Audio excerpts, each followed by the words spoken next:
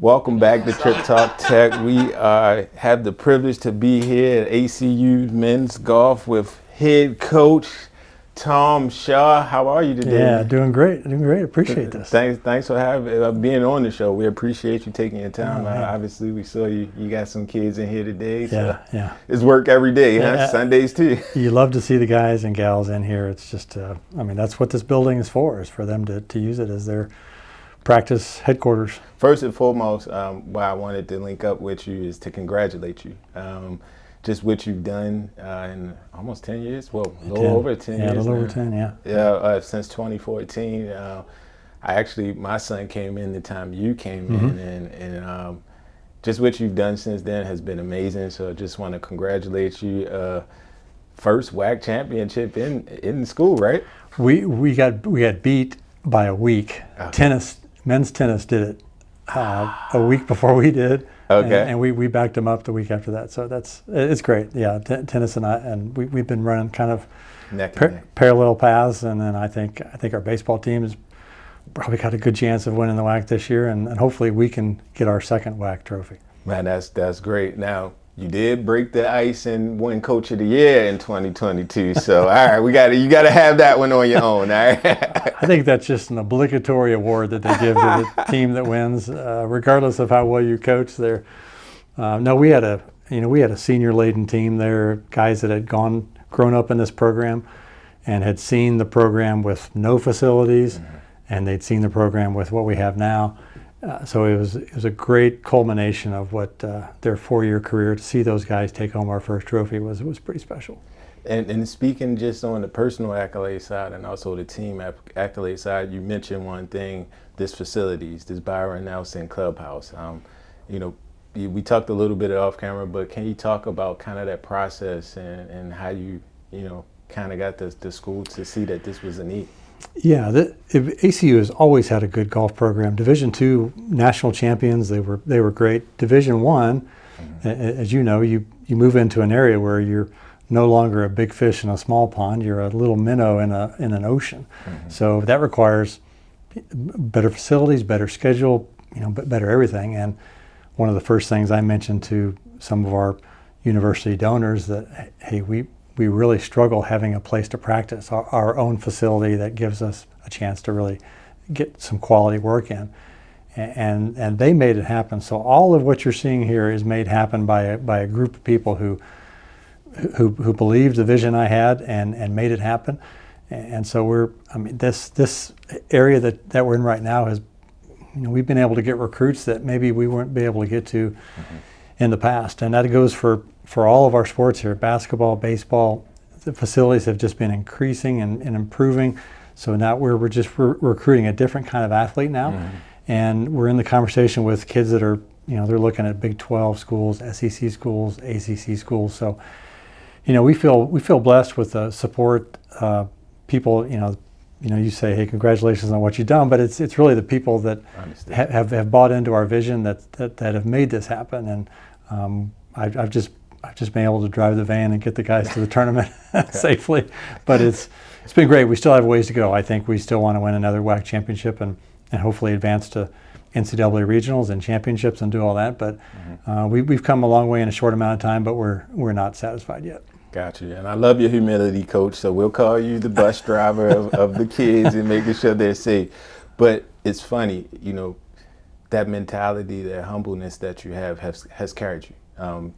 Tulane, Vanderbilt, the schools that you've been to, including ACU, you've built winners. You've won a lot of places that you've been. What is that for the student athletes out there? What is that secret sauce maybe that you're looking for in that student athlete?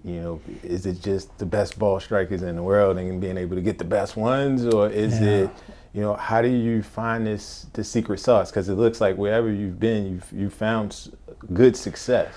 Well, that's a good question, and I think you'd love to have the absolute best. If you had, five-star blue chip recruits, I truly would be a bus driver and just make sure they get there on time, and we'll see you after the round after we win. Yep. But that's not reality. So you have to find, I think, the recruit that fits the principles that you believe in and fits what this university believes in. Because I mean, you can imagine if you had somebody that didn't believe in the school's mission or what they stand for, their athletic skills would probably not come out as fully. Mm-hmm. So I think people that choose this place because of what the school is, they flourish here. So it allows me, I think every coach wants players who are just ultra competitive, don't want to lose, aren't happy just being a part of a team.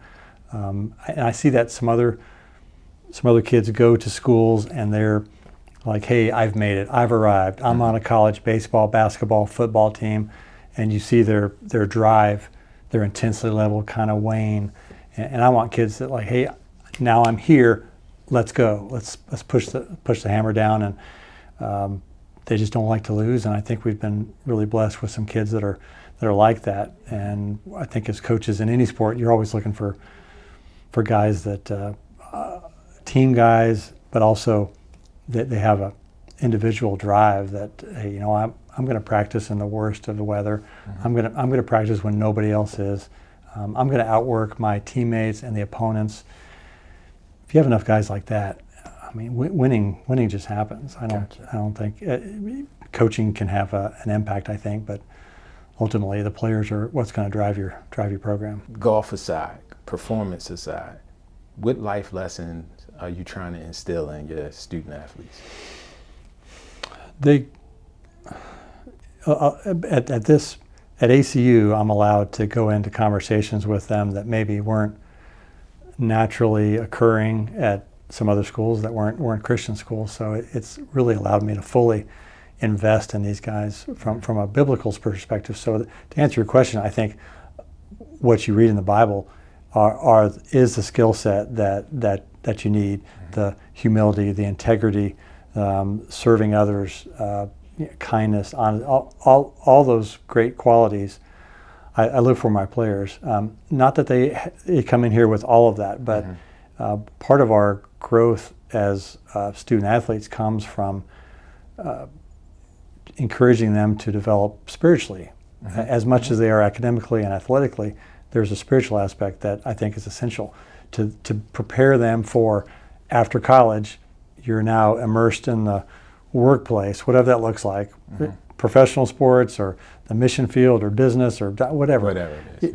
To have the foundation that we're going to provide here, I think equips them to maybe have a leg up on their competition, I guess, that in the workforce. So we've really had some great kids that come through here, come from different backgrounds, different parts of the world. We've got, a third of our team is usually international, so you have kids that don't naturally experience the religion that they have in the U.S. So it's a learning experience for them, coming halfway across the globe to come to a small university in West Texas. But it's a treat for me and helps me to understand that, hey, I have 10 guys and they're all very different and they all need to be invested in differently. Their skill sets are different. Their potentials are different. It allows me to not just kind of throw a blanket over all of them. And when I got into coaching, I thought, hey, if I just yell at everybody, they'll all respond, and that's not coaching. Maybe it was back in the 1960s and 70s, but nowadays, I mean, you really have to know your team, know your players, and I think I've gotten a lot better at that over the years. And I think each one of them comes with their own set of values and interests and issues, and I think we've done a pretty good job of helping them grow that over 4 years, so that by the time they leave here, they're, I think they're the same people, but they're different. They're more mature. But I think they're more mature in the ways that are important in this world, and not necessarily mature in like the sport. The sport. Although if they leave here, they're gonna get a PhD in golf. I like that, Coach. But they're not gonna be.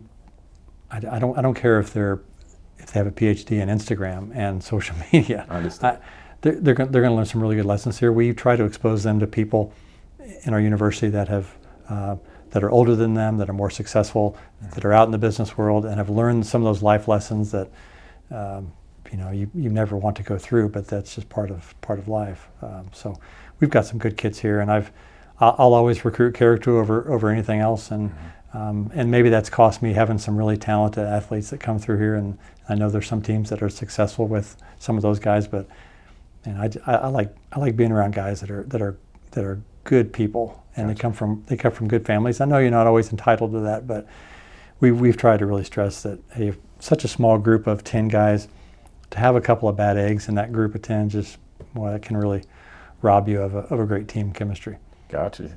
How do you think your coaching has evolved over the years? Like you said, before it used to be one thing. Have your philosophies also changed in that as well? But, how have you as a coach, you think you've evolved? Yeah, I think it's part of it is born through some adversity. When I was at Vanderbilt, I was a good coach, but I think I'm twice the coach now. Okay. And sometimes when you learn things the hard way, those are some of your best lessons. Mm-hmm. So I've really done a better job of establishing deeper bonds and relationships with our guys individually, but also having the end goal in mind. I think has, instead of worried about results so much, it's a result-oriented sport as they all are. The scoreboard dictates a lot. But I think we've done a good job of trying to treat these young men with really what's important in life. Yes, winning is great. Yes, it's fun, but how do we lose? How do we lose with dignity? How do we treat our fellow competitors? How do we use this lesson that we learned to improve ourselves moving forward? And so it's less about the scoreboard and more about what can we learn from this experience, win or loss. And so I've done a better job of that as a coach. Probably 15 years ago, I was probably really deeply into the results, and maybe treated players as more of a, you've heard of this, it was more of a transactional relationship than transformational relationship, and I've probably evolved on the correct side on that now. Downs, huh? Yeah. That's cool. Now, again, I get this question all the time because, I share with you, I have the nonprofit with Swing the Sword and the kids. And, in their mind, again, they watch TV, they see Scheffler, they see these guys, and it's like, oh, yeah, I finished my last round in par, and I'm great. And from a college coach standpoint, please explain, if you can in words, the difference between a good golfer and I won't even say great. I'll say in a Division I college golfer. Yeah. We get recruiting emails a lot from a wide variety of, and I love a young man that thinks big. I love that. I'd rather have that than anything else. But to play Division I golf is, your scores have to be really good, and you have to have the ability to shoot under par in tournaments. I think some kids think, well, what I did at my home course in the summer when all I have to do is sleep, eat, and play golf, that's the score I'm going to shoot in tournaments in college. And that's not the case. You come to college now, you have your academics, you have teammates who are all probably better than you. And you've got to deal with all that, manage all that in poor weather, tougher tournaments, tougher golf courses. So I think whatever you shoot in high school golf, you can add probably 2 or 3 shots, and that's what you're going to shoot in college. Not everybody fits into that, but college golf is a lot harder, and the Division I level is the highest of the high. And then to think about professional golf, where Scotty Scheffler is, that's the elite of the elite. You have to be incredibly gifted and talented. But I also think you have to have a plan. You have to be balanced. I think what we tell our guys, even in our weekly team chapels, is that your athletic skills will come out better when the rest of your life is in balance. If you're having terrible relationships, family life is poor, your academics are struggling. I don't know many guys that can just suddenly perform athletically at a high level when all this other stuff is just dragging them down. So we try to stress our guys, hey, make sure your academics are in order, make sure your relationships are really good, things in your life are in their proper place, and then let's worry about the athletic piece of it. But I think high schoolers sometimes think that it's strictly about the score, and it is, but your skill set has to be way better than you think. Gotcha. And the time you spent like out in there, like short game stuff, 100 yards and in, 150 yards and in, the average high schooler would be shocked at how good the college players are at that. They hit it farther, they hit it straighter, they hit it better. Mm-hmm. Their short game is better, their putting is better. That's a lot of betters that you have to figure work out. On. How do I close that gap? And a lot do. But if you look at the numbers that the NCAA puts out about the percentages of high school athletes that go on to college, it's very, very small. And there's a reason for that. Mm-hmm. It's just, we're a team of 10. And we're moving, the NCAA is moving us even closer, tighter roster limits with this new stuff that's going on. So I'm really not adding players, I'm trying to reduce. And so you got to be really good. And we're a mid-major. Can you imagine what it's like at the University of Texas or Georgia? They're looking at the best of the best. And that's so great. What's going to make you stand out from the players that you're around? Are you hitting it better than them? Are you putting it better? Are you thinking better? Mentally, we didn't even touch on the mental side of it. That dictates a lot of it. The competitive aspect, how you handle adversity, all that stuff is essential to your growth as a golfer. So, but I don't want to dash anybody's hopes. I think if somebody wants that dream, I want them to work at it. And it's there. It's there for them. There's just not that many spots available. You mentioned one thing again. You're all over my questions here. Adversity, resilience in adversity. I think every athlete, and I've seen it on all sides of sports, but every athlete faces that injury or lose. They get in a losing streak or a losing way or, self-doubt itself. Hey, I'm like you said, my life might not be in order, but I still have this scholarship. I have to still meet these certain standards. Number one, what help can you give students that, hit these walls? But then also, if you can share, if you have any, and it doesn't have to be specific names, but any stories or comeback stories or stories that kind of you helped along with, it was like, It's, and what you do with your organization is great, because it's what golf is. I think I'm biased. I'm a golf coach. I've been in it my whole life, but it's the greatest sport in the world, and that there's so much integrity involved, life skills involved. You are going against opponents when you play, but the battle is with yourself, with your mind.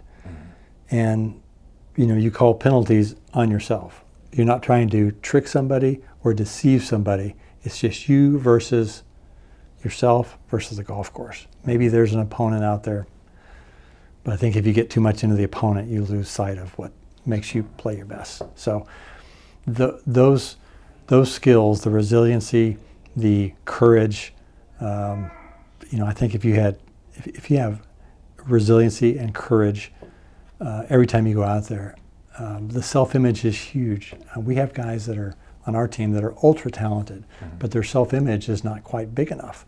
So they could look good on the range out there. You could say, wow, that looks like Scotty Scheffler. And then they get on the course, make a bad swing or a bogey, and you can just see them shrink.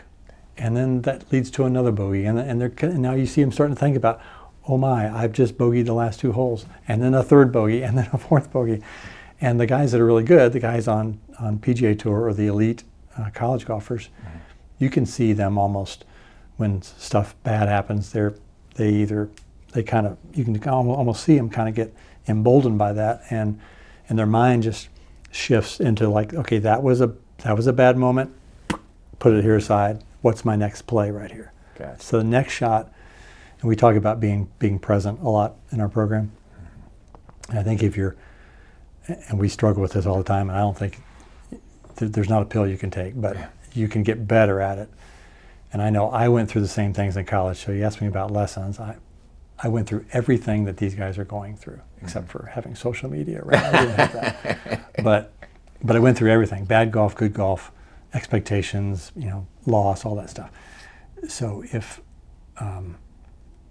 they learn to be present and they're not thinking about what just happened or what's about to happen, if they think about what's the most important thing I can do right now, that's this shot. This moment is the most important thing that I can focus on. If they do that and they just piece that together, shot after shot after shot, they'll have their best round, whatever that is that day. Still could be a bad round, could be a great round. but it's a better round than if you're over the shot thinking, I can't believe I just 3-putted that hole. Oh, I've got a birdie hole coming up. You're off time now. You're in the past or the future, and where you need to be is in the present. So I think, and with the so presence and self-image, and the self-image part of it is when you practice, are you acknowledging the small wins that you have in practice? If I have a practice chip and I chip it in, am I putting that in my data bank in here? It's like, man, that was a good chip. I had a good putt. I just beat this guy in a putting contest. That's a win. You got to record those things. You can't just assume, well, that's just you got to treat these things as wins, and so your self-image starts to grow. And some of it is what you tell yourself or what you write down. Mm-hmm. We try to get our guys to journal a lot. Mm-hmm. It's easier for the girls to journal than guys. I don't know, guys don't like to write down stuff, but we have notebooks for them, and I just want them to write down this is all positive. No negative in here. Hey, I chipped really well today. It's like me to be a great chipper. It's like me to be a closer. It's like me to be clutch. You do that enough, and all of a sudden now your self-image starts to grow and grow, and you put it with your talent level, and now all of a sudden the talent level comes through appropriately. Mm-hmm. And now people are like, wow, your game still looks the same. How are you shooting so low? Well, I'm starting to believe in myself right now. And that's a big thing. If you can stay in the present and have a self-image, the self-image is the harder. Well, they're both hard because the mind likes to wander. But if you can work on your self-image, I think that's going to help you in not just golf for sure, but it can help you just be a better person and move forward. Because I think we tend to, the negative thoughts. You got to be kind of bulletproof because the negative thoughts are just. Right there, the automatic negative, the ants. So, whatever sport. I mean, I've seen guys play basketball. You think, a guy can't miss, and then he does miss, and then he misses 20 in a row. Yeah, then he can't make, and he's like, what happened right there? So the mental side of it is so huge in anything. But I think for our players, the biggest battle for them is in the mind, and I think it comes down to being present over each shot. And then trying to do whatever you can to grow the self-image. Bringing present over each shot. A lot of guys it's so much more fun to talk about the negative after a round. They'll get together and be like, I can't believe I hit it out of bounds on this hole.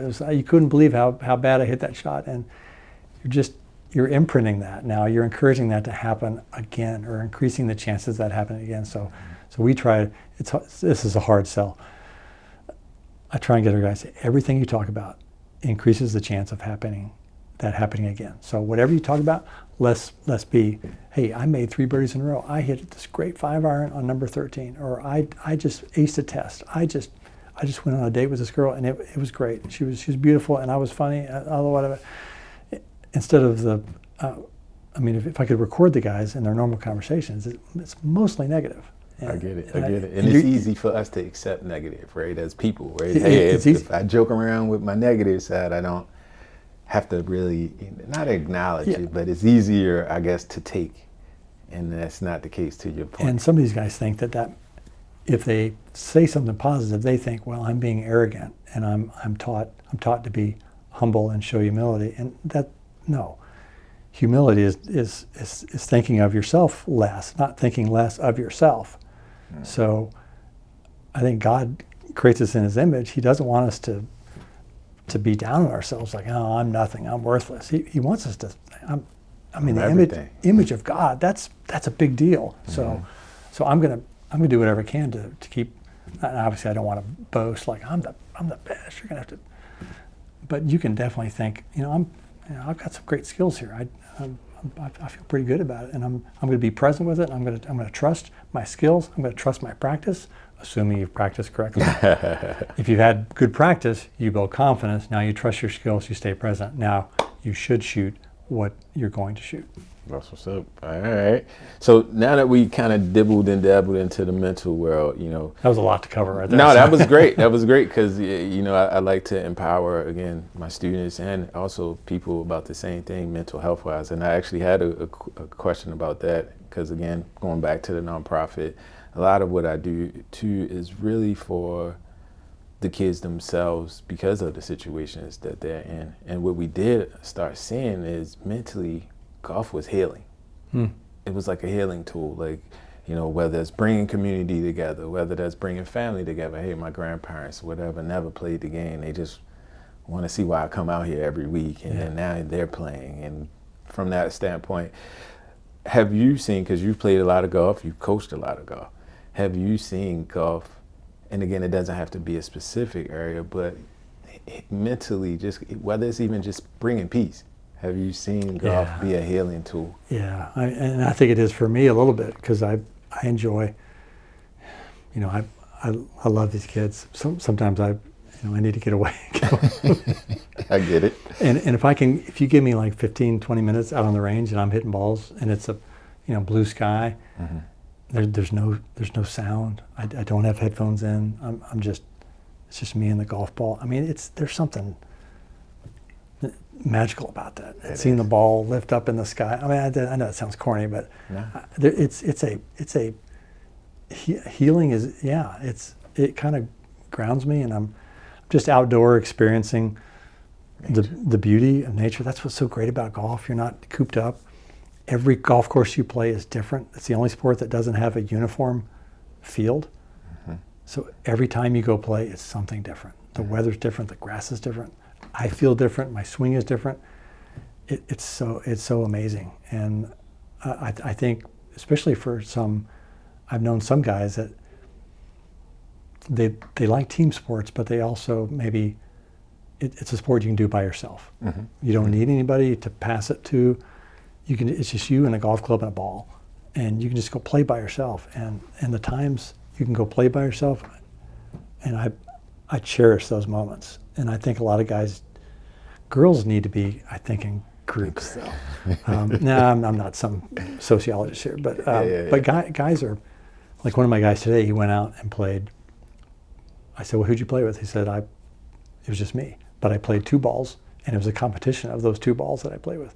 And he had a blast doing it. He played 9 holes, competition, Bridgestone 2 versus a Bridgestone 4, and he played against it himself. And I think that's something that, I mean, I know basketball, you can shoot and stuff like that, but you can actually play the sport by yourself. And I think there's something that's very attractive, or even just hitting balls on the range. It's something you can just do on your own and kind of get lost in your thoughts. Our school president does that, Dr. Schubert. I see him on the range occasionally when he has some off time, which is rare, and he's just grinding, and he looks like he's struggling. But I've asked him, and he says, "No, this is my time to kind of, I kind of check out and I'm just immersed in this process I'm doing right here." So it's a very soul satisfying sport. It very is. Intellectually frustrating, but soul satisfying. That is true. That is true. So another thing we like to talk about is breaking those barriers as far as teaching and showing the game. Just making the game more accessible. And obviously, golf comes across as an elusive or exclusive type sport, right? But from your standpoint and your perspective, what are the best ways, or different ways that we can go about trying to share the game with everybody? Yeah, it's. And I know I'm an old guy, so I know they're trying to come up with some ways. The USGA and organizations are trying to make golf appear more cool for younger. And I think they're doing better with it, but there's some barriers there. Financially, I mean, it's not easy to, I guess you can buy a bucket of balls, but you still need the clubs. But I think where it comes, you need somebody to help you out. Whether it's financially, but help you out with the actual mechanics of golf. Old guy told me one time. He said I've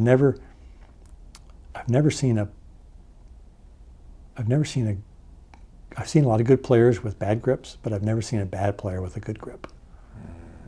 So your only connection to the golf club is your hands. That's your only connection to it. So these better be placed appropriately on the club to get the most out of it. And I see a lot of bad grips from people who are not taught or shown the proper way to do it. So therefore their swing is limited, and they can't really do stuff to the ball that they want. The ball doesn't get up in the air, or it just goes left or right. So they kind of, this game is too hard. I don't want to do this anymore.